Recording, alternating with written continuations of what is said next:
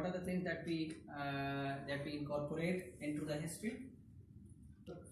Growth history. Nutrition history. Nutritional history. Birth history. Milestones. Vaccination. Developmental Milestones. Yeah.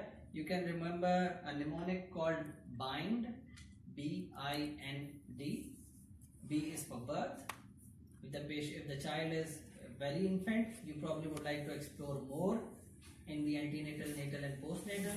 If the child is 6 years, you probably would just ask in the history whether he was born nicely, no uneventful, and then you go away, and then you go forward actually. And if the child is 12 years, then you would like to give it a brief history of birth. So B is for birth. I is for immunization. You would like to ask if the child is in the 18 months or 6 months or 9 months, you would like to see when was the last vaccination that he received, and then you go in from there. If the child is 5 years or 6 years old, and you would like to assess when was the last vaccination that he took, and things like that. So immunization. Then nutrition. You will explore the nutrition based on the child's age, whether the child is infant, breastfeed or not, milk feed or bottle feed. If the child is older, then weaning. If the child is 6 years or 8 years old, then you would like to ask what are the consumption of junk foods or fast foods in his nutrition. That can also give you a clue. And if the patient has recurrent tonsillitis, if the patient has recurrent asthma attacks, then nutritional history becomes important, because that is the one risk factor that can cause recurrent infections. So nutrition history also relevant to the age and also relevant to the diseases that he has. Then development. B-I-N-D. D is for development. Development, you will, if the child is very young, then you're concerned about the developmental milestones at 6 months, at 1 year, at 18 months. If the child is 5 years old, you probably would not like to ask about when did you start walking, when did you start speaking. It's not relevant. 8-year-old child is a school-going child. You just want to explore whether is he physically active, socially interactive. If he is physically active, that means okay, all the rest milestone that he must have achieved all that. Socially interactive, he has no learning disabilities, and he's coordinating and interacting with his peers. So that gives you an idea. Okay, so this patient has the development is fine. The third aspect of the development is also the school progress. If the school progress was fine and then it declines, so that means that something happens, probably because of the change of the school, some stress comes up. If there is any thyroid problem, the patient have learning disabilities. So you also need to explore that. So for the pediatrics, in the history taking, you would like to add this BIND in order to complete your history taking. If there are unimmunized child, if the child is unimmunized and he comes to you for a follow-up and is a 3-year-old child, how you should go about it? For immunization. Okay, he just received immunization at birth, and then no immunization, and now he's coming at 5 years of age. I will give him all. So you want to give all the vaccination which is there in the Ministry of Health. If you give first dose of all the vaccination, whether is it live or dead, whatever is there, give first vaccination of all the doses, and then 4 weeks apart, and then 4 weeks apart, you give all the doses. Whether the child is 5 years or 6 years or 3 years, because up to 18 months the child should have received all the vaccinations, right? And then there is a gap, and then at 5 years the child will take I think MMR in order to go enter into the schools. There are school requirements. So you will and you also need to consider the maximum ages. There are some vaccinations which are not given at the older ages. What are these vaccinations? Can you name? Varicella. Rotavirus. You also don't give rotavirus to the older people. No. MMR can be given. Can be. Yeah, MMR. What do you MMR mean is so a- by older people? From age when? From age? Yeah, what are the maximum? From 5 years. From 5 years? Yeah, From 5 years and above. above. If the patient comes to you at 5 years, are you going to give him No. Haemophilus influenza? Just go and look up that. What are the maximum ages that you give? Or if the patient comes to you at 6 months, are you going to give MMR? If he doesn't take hip at 5 years previously, we'll give him. Go and see that. MMR. If the patient is 6 months of age, No. are you going to give MMR? No. No, it's an overage. Are you going to give hepatitis A? No. No. Are you going to give varicella? No, because these are all from 1 year onwards. It's an overage patient. Alright? So make this principle in your mind. What are the maximum age? What are the minimum ages for each vaccinations that are there? And administer all the vaccinations at that time when he misses the vaccination. Regular schedule is there. Okay, if you notice the Ministry of Health's regular schedule, it's just the time of intervals, but all the vaccinations are same. So once you remember this set of vaccinations, like 6 vaccinations, and it will give at 2 months, and then at 6 weeks, and then so on and so forth. So you need to this principle in your mind so that you don't forget things. Doctor, but can we give all vaccine at the same time? One shot? One shot. But if there is like MMR is available here today, but hepatitis A child, 5-year-old child comes to you for an for vaccination follow-up, not a follow-up, for a vaccination catch-up.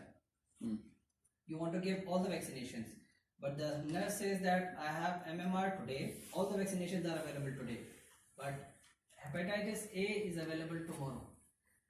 Are you going to call the patient tomorrow for Not the give hepatitis A? live attenuated vaccine. No. Now you need to wait for 4 weeks. All the live vaccination, whether it's a 2 or 3 or 5 or 6, can be given at the same time. But if there is no vaccination, one vaccination is not available and is available tomorrow, you don't need to, you should not ask the patient to come tomorrow and receive that vaccination. Even that vaccination then will need to wait for 4 weeks to get the first dose of that vaccination which was missed, and the second dose would be for all the vaccination that he received on the first visit. Alright, so any vaccination giving at the same time, no problem, but if he has to space up, you need to space up 4 weeks apart. Okay. Alright, now you go into because in the assessment of the pediatrics, you should know whether the child is growing well or not, whether the child is attaining your milestones or not. Okay, If the vaccine is not live, I can wait. I shouldn't have to wait for a week. you don't need to wait for 4 weeks, no problem. And you need to assess whether the child weight is okay, whether the child height is okay, as far as assessments are concerned. You have a basic understanding of this growth chart, don't you? Yes, For yes. feed rotation, right? You observe here that there are centiles mentioned. So general population, the upper limit is 50th centile. So at the most upper limit, there is a obese child. After 50th centile is an obese child. If you observe here, it's after 75 centile, it's an obese child. At 50th centile, it is in the middle of the general population. At the 5th centile, below that, the child is very thin. So below this lower limb, the child is very thin or malnourished. Above that upper limb, the child is obese, is going into the obese category. However, this data is taken from the CDC data and it's taken from the American population, but we don't have our population's data, so we assume their population into ours, and then we need to plot the chart in order to see whether the child is in which type of population, whether the child is on the 50th centile or 25th centile or 5th centile.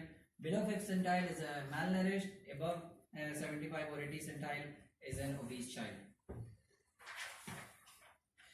On the y-axis, there are ages. Here, the age is so first you need to observe here in the main headings.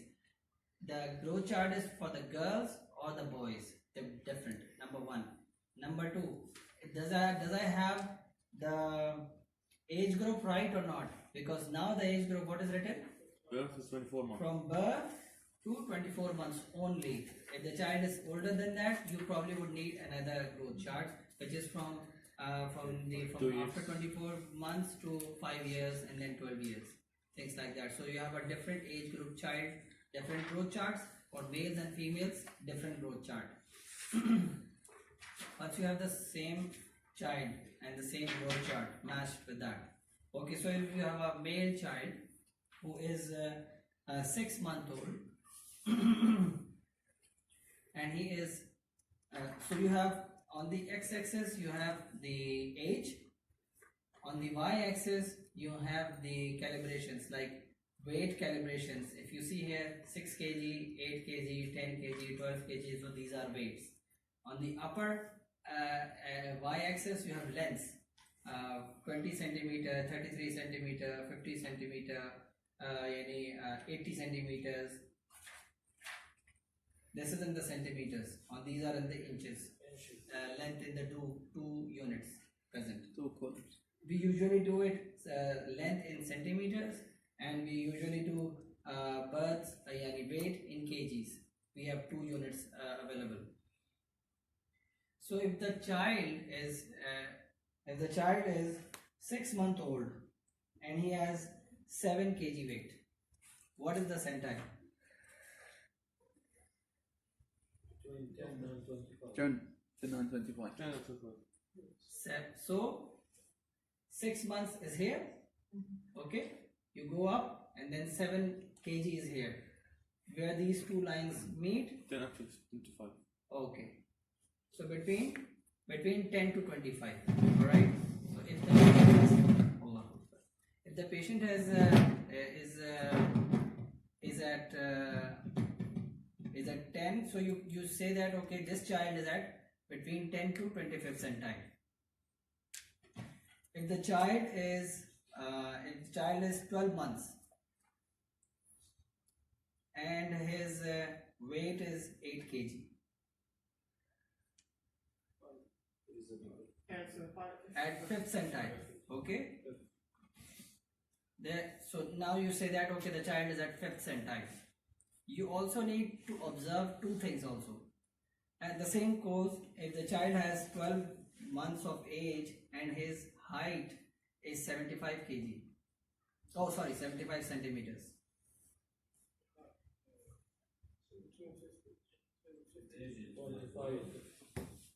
Age is 12 months? Between 25 and 50. Between 25 to 50, alright? So you should see, okay, on the height, the child is on a different centile, on the weight, the child may be on the different centile. And then you need, because the height is also dependent on the parent's height, so it may differ from person to person. And you need to calculate the parent's height in order to say that the child is healthy or not. The other thing is serial monitoring. For instance, the child was at 9 months, you plotted the child at 9 months, his weight was 6 kg. At 9 months, his weight was 6 kg. Okay? Well below the centile, alright? Below the second. This is dead patient, doctor. So it's very malnourished, Yes. alright? At 12 months of age, he again comes to you, and now his weight becomes 8 kg. The fifth. Now it comes into the 5th centile. For this particular child, you see a good response. Yes. It's on the 5th centile, but you see that the below, previously it was actually below it. You intervene some nutritional tips, you give some supplements, and then you follow the patient after at 12 months of age, and then you see 5th centile. Your assessment would be different now. You will say that okay, the child is improving. But at that one age, if you say that okay, the child is not improving, he's on the 5th centile, barely, you probably need to give some more supplements. So serial monitoring is important. Sometimes the same thing happens. If the child is at 9 months of age, his weight was 8 kg. 9 months of age, his weight was 8 kg. 10 to 20. Below 12. Below 25th centile. Yes. Okay. Now at 12 months, the child comes to you and his weight was 7.5. So it's deteriorating. Is deteriorating. So the serial monitoring is also very important. Sometimes they both are in the same level, but before it was 50th centile, now it drops down to 25th, or before it was 25th, now it drops down to 5th centile. So you want to evaluate what happened, whether the patient has some chronic illness develops, maybe cystic fibrosis, maybe recurrent asthma is going on, and the patient is not eating well, or the patient started to have developing to consume more junk foods and things like that. So you want to see the serial things. Growth, this is called growth velocity. You see first thing and then you measure it from the previous readings to see whether how the child is improving or the child is decreasing. Okay. So that's about the growth chart. Anything from the female side? Are you getting these things or not? Yes, doctor. Okay. Doctor, can you repeat the immunization point if we didn't have vaccine now? Can we skip it until 4 weeks? Yes, we need to skip it until 4 weeks, not the next day. Okay. And the vaccination is live, by the way.